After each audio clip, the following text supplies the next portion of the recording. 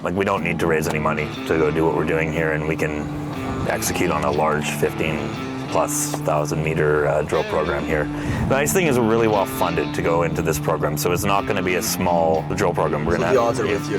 The odds are with us, and we're not just drilling this Hank Porphyry. We're going to be testing the old gold system as well. As most investors know, copper is in a huge deficit right now, and it's very important for the AI boom, so data centers, our phones as well.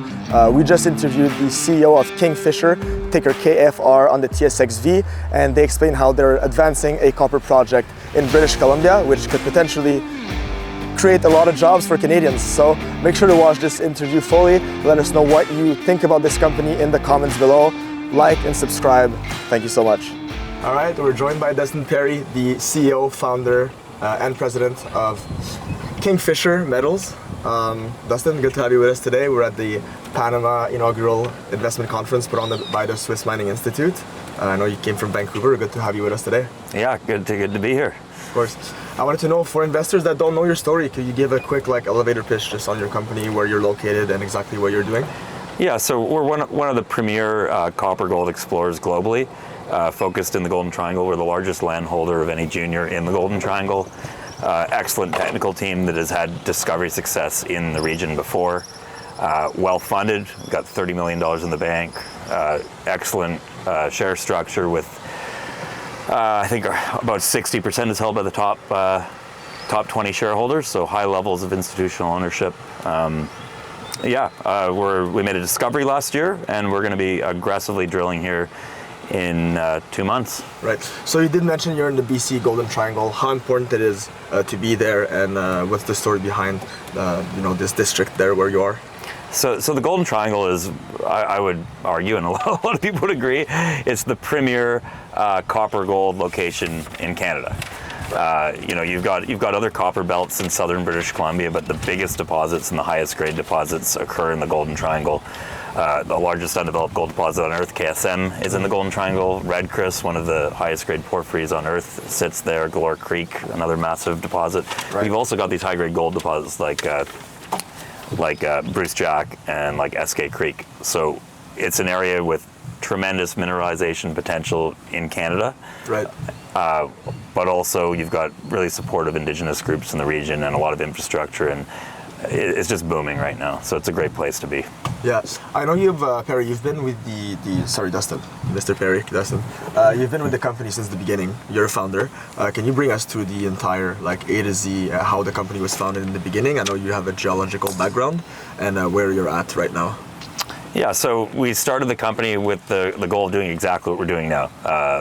Tying up large land packages, doing early stage grassroots exploration. A lot easier said than done. It was a pretty ambitious business plan. We started with the VMS project, ran into social license issues there. Then we had an early stage gold project that we still own. We made a grassroots discovery there. We drilled almost 3 grams over 40 meters in an area where nobody ever drilled.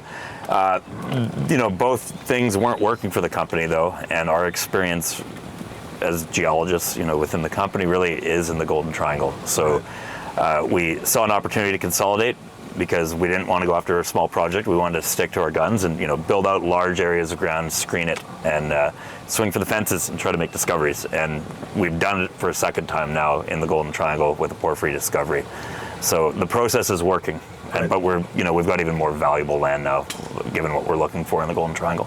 Yeah, right. And to make those discoveries, obviously you need some cash. It's an industry that's capitally intensive. I know you did a raise. Can you go over your treasury, your raise, your capital structure, all the finances a little bit more? So there's around 130 million shares out. In the ballpark of 20 million warrants. Warrants have been coming in daily here, so it's hard to keep tabs in it, but all warrants are in the money. Right. We are sitting around right exactly at $100 million market cap. Right. I think we closed it at 78 cents. We have a little over 30 million in the bank right now. Right. We recently completed a bought deal financing led by BMO, 65-cent unit, no warrant, 4-month hold. But 2/3 of that $30 million were charity flow through institutions in Europe and Australia bought the back end of that, but that was priced at over $1. So it's got us really well cashed up and enough in the bank to go after it really hard this year and spend 15 to 20 million on exploration.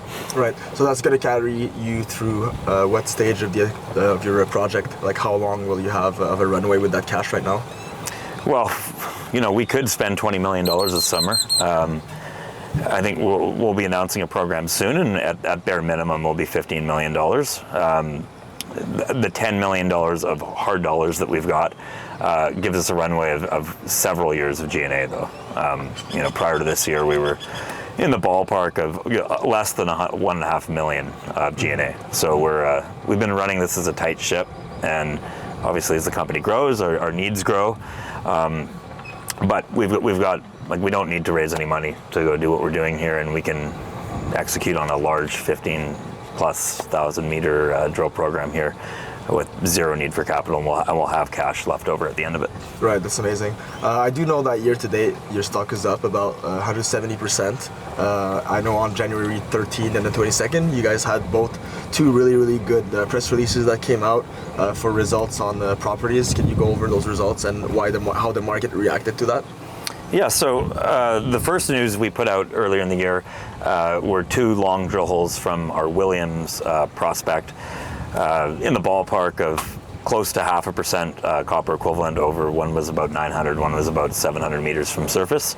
So those got people, I think what the function of that news release was, it really just got a lot of people following the story, because those are long intercepts from surface. And the beauty of that is it came out just before we put our discovery hole out, which was a brand new blind discovery in the Golden Triangle. So the market was prepped. Everybody, all eyes were on us, and then we got a lot of traction off that follow-up discovery announcement. And just to put the discovery in context, that's the second ever blind porphyry discovery in the Golden Triangle. The first one was GT Gold, and their intercept was 225 meters of 0.32% copper equivalent on the first hole. They end up finding a massive deposit after that. Our first drill hole, another blind discovery, was 425 meters of 0.4 copper equivalent. So about double length and 30% higher grade or so. So very significant. Right. When you talk about a blind discovery, what do you mean exactly by that? Is having a hole and you don't expect, but you just blindly do a discovery? Is that what it means? Or?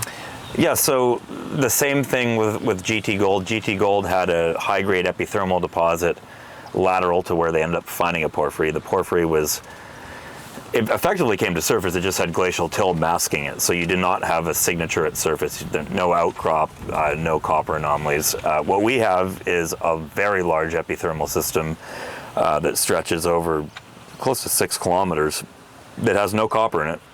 But as we can see, it's related to a porphyry deposit. If you get a little bit deeper underneath it, you do get into a copper gold porphyry. And this year we're going to be fleshing out this new discovery and hopefully showing that it isn't actually that deep. Dustin, I had a question as well concerning how big your portfolio is. I know you just added the Forest Kerr project. How does that build into your overall strategy? So part of the strategy from the beginning, going into the Golden Triangle, was to build out a commanding land position and tie up all the porphyry ground. The way we approach exploration, at this stage, early stage exploration, is you don't know where a deposit's going to be. If you get enough ground in a premier jurisdiction that is highly prospective, there's a deposit somewhere within there, or maybe several. And we've set out to just continuously tie up ground that is accretive, that has the right rocks, that has a question that needs to be solved, that we've got the skill set and the advantage with our expertise in the region. And Forest Kerr was a bargain for us, and it was just super prospective. But I will note, it has some incredible historical results, like 90 grams per ton over 4 meters. Sprott invested on the back of holes like that not too long ago. Right. We're not going to go back and twin these holes. We're kind of stepping back 30,000 foot approach, looking at, okay, let's look at this. Let's take data that wasn't taken. Let's step back and screen the entire project, because they didn't find the big porphyry. They found some epithermal veins. Let's go find the big porphyry, which is really the prize in the region. That's what groups like Newmont want. Right. So that being said, it's early stage ground for us, and we will be doing screening on it this year. We're not going to drill. We're gonna do geophysical surveys, mapping, that kind of stuff. Right. In terms of the upcoming milestones that might be coming up, can you explain what investors should be looking out for, and also where exactly you would be on the Lassonde curve? Yeah, so we're early on the Lassonde curve. We've got a discovery drill hole, but you could argue that the discovery is going to be this summer potentially. Yeah. You know, we're gonna be. The nice thing is we're really well funded to go into this program, so it's not going to be a small drill program. So the odds are with you. The odds are with us, and we're not just drilling this Hank Porphyry. We're going to be testing the gold system as well. There's a lot of bulk tonnage targets at surface, huge area of mineralization, and then we'll test other targets to see if we can make other copper gold discoveries. So in terms of catalysts, we still have geophysical results and targeting that we've done based on all the different data sets we collected last year. So we've put one out recently. We should have more news flow over the coming weeks, and then we'll announce our program very soon. And then, like I said earlier, in a couple months, so in mid-June, we'll be drilling. Right. And when could we expect a re-rating? Like, what catalyst would need to happen? Is it the discovery in the summer that would lead to that? Yeah. So, assuming our exploration thesis or hypothesis is correct with Hank, that we're on the flanks of it with this porphyry system, if we can drill long holes into it, we will get a massive re-rating. And a good example is just pointing back to GT Gold. And I touched on that being the first blind discovery and ours being the second. On our technical advisory team, Charlie Gregg, who won the Prospect of the Year award for GT Gold, he's on our team, and the former chairman of GT Gold, who sold GT Gold to Newmont for $465 million, he chairs our advisory board. He's one of our larger shareholders, Ashworth Mara. So we've got the same people in, and the setup is very similar. We're just in a better commodity price environment, and we've got a way bigger project. So there's more shots on potentially more shots on goal here. Right. They had like a Connor McDavid. We've got McKinnon, McDavid, Crosby. We've got you have the whole team. Yeah. You have the Avenger team set up there, and they've also won before, so they know how to repeat history. Hopefully, again this time. Yeah. You did talk about obviously it's a copper gold project. How important do you think it is for Canada to bring copper in-house, and have like big copper systems that might be developed and hopefully producing there for the economy in general? Well, we need to get our economy going, and this is one of the, I would argue, the easiest ways. Obviously, it's complicated in Canada with all the different indigenous layers. Golden Triangle is not as complicated as other areas because you've got a very pro-mining group in the Telten who we're partners with. But I think, Canada was always looked at like we had peacekeepers and we did all these good things for the world. We need to start producing our resources because the world needs it. We shouldn't be depending on conflict zones to supply the world's metals. Self-sufficient, no? We should be self, but we should also be the premier supplier of copper. One of them globally. I don't know if we're going to beat Chile, but Chile is a really big copper supplier. Peru is also very good for copper. The Congo, a lot of these regions are, but we've got potential to really up things. And our copper is clean. It's it's produced with hydroelectric energy, and we've got the port in Vancouver and Prince Rupert, Stewart. So we've got access to the ocean to ship this around the world. We really need to get it going. Right. Can you go into a little bit quickly before we end this interview into your professional background, how you started in the beginning? I know obviously you founded this company. What's your background before that with other companies you might have worked for? Yeah, so I grew up in Vancouver, went to UBC, studied geology there, worked for junior exploration companies in British Columbia, working on exactly what my company's doing, early stage copper, gold, porphyry exploration in BC. Went from that on to slightly larger companies, worked for Imperial Metals in BC for a while that has the Red Gore.